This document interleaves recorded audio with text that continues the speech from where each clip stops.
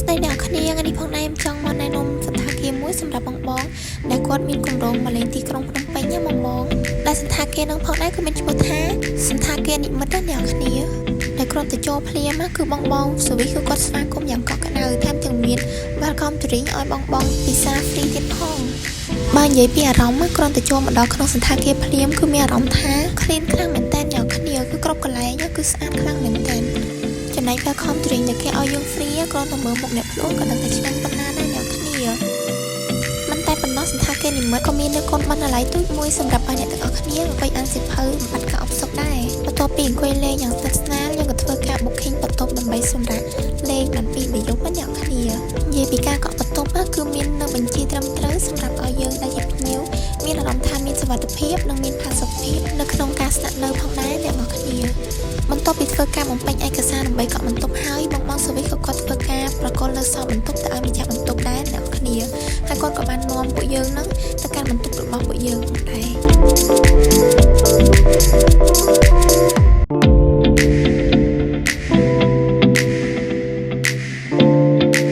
ហើយយើងក៏បានធ្វើដំណើរមកដល់ជាន់ទី3ដែលជាបន្ទប់របស់ពួកយើងបានកក់អ្នកគ្នាតែយ៉ាងណានៅជុំវិញបន្ទប់គឺមើលទៅមានផាសុកភាពនិងមានសុវត្ថិភាពខ្លាំងមែនតើអ្នកទាំងអស់គ្នា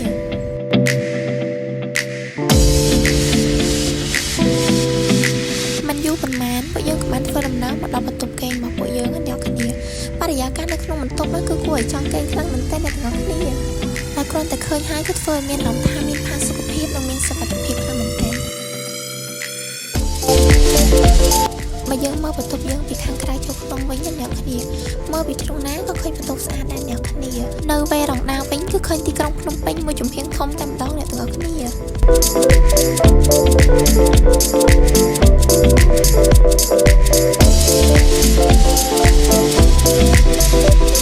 ក្រឡេកមកមើលនៅក្នុងបន្ទប់ទឹកវិញក៏មាននៅសាប៊ូកក់សក់សាប៊ូដុសខ្លួនម៉ាស៊ីនទឹកក្តៅទឹកត្រជាក់សម្រាប់អ្នកទាំងអស់គ្នាងូតរីឯមួយបន្ទប់នេះវិញគឺជាបន្ទប់ក្រេ2អ្នកគ្នាគឺទីធ្លាគឺធំទូលាយខ្លាំងមែនទែនដែលអាចឲ្យសមាជិកគ្រួសារអ្នកដែលមានគ្រួសារធំគាត់អាចចូលមកស្នាក់នៅបន្ទប់ក្រេ2បានយ៉ាងទូលំទូលាយតែម្ដងនិយាយពីការរៀបចំវិញគឺស្រស់ស្អាតខ្លាំងមែនទែនអ្នកទាំងអស់គ្នាហើយបន្ទប់ក្រេ2ក៏មាននៅម៉ាស៊ីនទឹកក្តៅទឹកត្រជាក់ម៉ាស៊ីនផ្លុំសោកទូទឹកកកនិងកាហ្វេ free ឲ្យបងប្រើប្រាស់ចំណែកនៅក្នុងបន្ទប់ទឹកក្រេ2អ្នកនរគ្នាគឺធំទូលំទូលាយខ្លាំងមែនទែនបន្ទាប់ពីយើងបានស្គាល់បន្ទប់ហើយបានចូលនៅក្នុងបន្ទប់ហើយយើងក៏ធ្វើការចុះទៅជាន់ទី2ម្ដងអ្នកនរគ្នាចង់ដឹងថាជាន់ទី2មានអីគេខ្លះតាមនឹងទស្សនៈរបស់គ្នា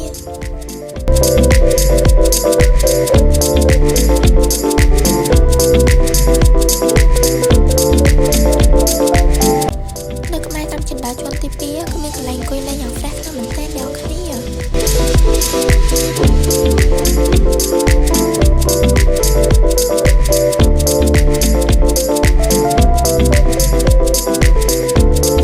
ក្រៅពីនោះសន្តាគារនិមិត្តក៏មាននៅបន្ទប់សាលប្រជុំធំសម្រាប់ឲ្យបងដែលគាត់មានការងារធំមានការប្រជុំធំគាត់ក៏អាចធ្វើការកក់នៅទីនេះបានផងដែរបន្ទាប់ពីមើលជាន់ទី2ហើយយើងក៏ធ្វើការចុះមករកអីញ៉ាំអ្នកគ្នា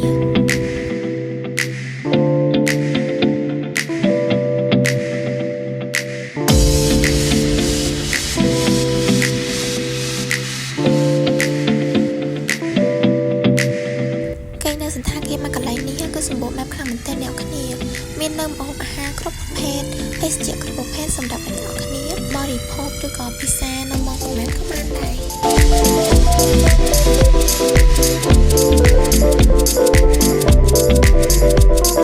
លើពីនេះទៅទៀតអ្នកគ្នាសន្តាគារនិមិត្តក៏មាននគរណាទូចមួយដែលធ្វើឲ្យភ្ញៀវកាន់តែមានភាពងាយស្រួលដោយមិនចាំបាច់ចេញទៅក្រៅឆ្ងាយអ្នកគ្នាបើយើងក៏លេងមកមើលទស្សនវិជ្ជាខាងទៀតរបស់សន្តាគារអ្នកគ្នាទីធ្លាគឺថាស្រស់ស្អាតខ្លាំងមែនទែនខ្លាំងមែនទែនមកអ្នកគ្នាចំណែកបុគ្គលិកវិញគឺរស់រាយលាក់ទាក់ខ្លាំងមែនទែនអ្នកគ្នា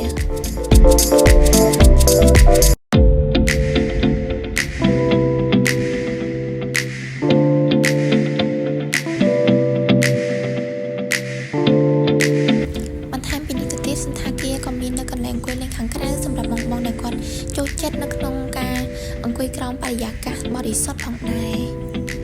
រីឯកន្លែងផ្ញើ វិញគឺថាទីធ្លាធំទូលាយថែមទាំងមាននូវសុវត្ថិភាពខ្ពស់ដោយសារយើងមានសន្តិសុខសម្រាប់មើលការខុសត្រូវដល់ម៉ូតូរបស់ភ្ញៀវផងដែរអ្នកគ្នា